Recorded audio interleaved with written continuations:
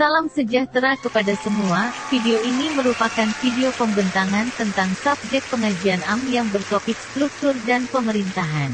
Ini merupakan penerangan mengenai sistem pemerintahan. Manakala ini adalah penerangan mengenai struktur pemerintahan. Fokus yang diberikan kepada saya ialah proses pengubahan Undang-Undang Dewan Undangan Negeri dan pembubaran Dewan Undangan Negeri. Berikut merupakan proses pengubahan Undang-Undang DUN. Proses tersebut akan dimulakan dengan Menteri akan membuat draft bagi rang undang-undang. Setelah itu, Jabatan Peguam Negeri akan menyediakan rang undang-undang. Rang undang-undang yang disediakan tersebut akan diserahkan kepada Kabinet untuk mendapatkan kelulusan Kabinet. Setelah itu, bacaan pertama akan dilakukan. Bacaan pertama merupakan satu formaliti. Dalam bacaan ini, Menteri, Speaker, atau pembentang rang undang-undang hanya akan membacakan tajuk sahaja dan tidak akan ada perbahasan mengenai rang undang-undang tersebut. Setelah bacaan pertama telah selesai dilakukan, maka bacaan kedua akan dilakukan. Kat ini amatlah penting kerana undang-undang akan dibahas dengan sangat mendalam dan menyeluruh oleh kedua-dua buah dewan, iaitu Dewan Rakyat dan Dewan Negara.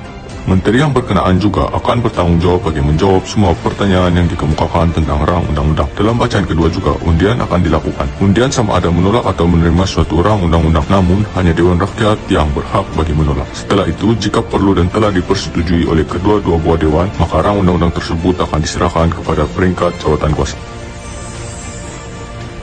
Pada peringkat jawatan kuasa, rang undang-undang dirujuk kepada jawatan kuasa khas atau seluruh dewan, dan rang undang-undang akan dibahas semula dengan lebih terperinci. Jawatan kuasa ini berhak bagi mengubah dan memindah rang undang-undang yang telah diserahkan.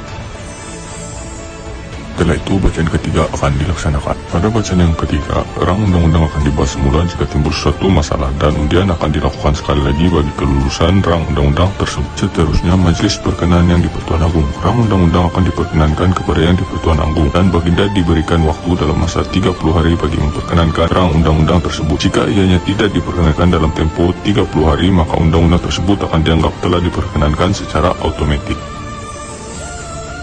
Proses yang terakhir ialah peringkat diwartakan. Sesuatu rang undang-undang hanya boleh dikuatkuasakan setelah diwartakan oleh kerajaan. Rang undang-undang akan dicetak dan dimasukkan dalam warta kerajaan. Setelah itu, ianya akan menjadi akta dan boleh dikuatkuasakan.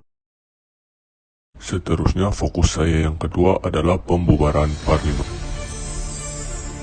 Tempo hayat bagi Parlimen adalah 5 tahun. Tempo tersebut akan mula dikira daripada tarikh persidangan pertama bagi Parlimen selepas pilihan raya. Parlimen akan terbubar ataupun diganti secara automatik selepas 5 tahun. Namun, Parlimen juga mampu dibubarkan dengan lebih awal atas arahan daripada yang di-Pertuan Agung berdasarkan nasihat Perdana Menteri. Setelah pembubaran Parlimen, fungsi Dewan Rakyat akan berhenti buat sementara waktu, namun Dewan Negara akan terus berfungsi seperti sebelumnya. Seterusnya, persidangan Parlimen yang baru perlu dilakukan 120 hari selepas Parlimen dibubarkan.